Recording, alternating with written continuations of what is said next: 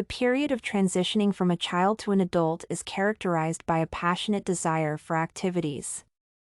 At this point, the inner drives of adolescents are so strong that they require an adequate release of energy.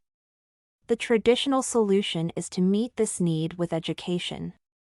However, it is a mentally challenging endeavor, necessitating subtle approaches, such as using physical stimuli to acquire learning habits. Applying brain response system to the education of teenagers can effectively satisfy energetic demands of young people. Adolescence is a period of life in which young people are full of energy. Spring refers to the writings of Stanley Hall, which explore the growth of children and their transition into adolescence. Particularly, he states that adolescent interests and abilities must be harnessed and directed to some socially useful function.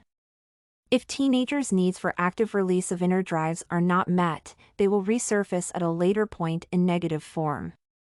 For instance, the adolescent period is notable for high sexual drive.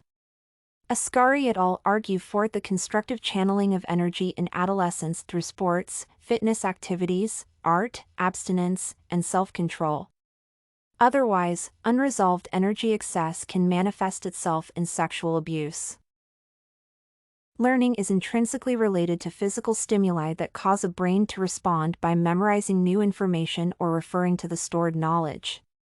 Spring writes about studies into using habits in streamlining the thought process and adapting them into education. This process can be explained by Pavlov's theory of classical conditioning. While Pavlov focused on a physical reaction, Zeng et al. Argue that classical conditioning can be applied to associative learning. Based on another study conducted by Zhai et al., it is essential to create a friendly environment for students, thus producing a positive brain reaction, enhancing their learning capabilities. Therefore, it is possible to use the relation between stimuli and brain responses in educational purposes. Altogether, adolescence is a pivotal period for learning and education. Teenagers have sufficient energy to learn, and there are efficient techniques to apply their capabilities in knowledge processing. Specifically, physical stimuli can elicit a response that takes the form of a habit or association. By creating appropriate learning habits in adolescence, it is possible to channel their energy in positive activities, while preventing its release in the detrimental to society manner.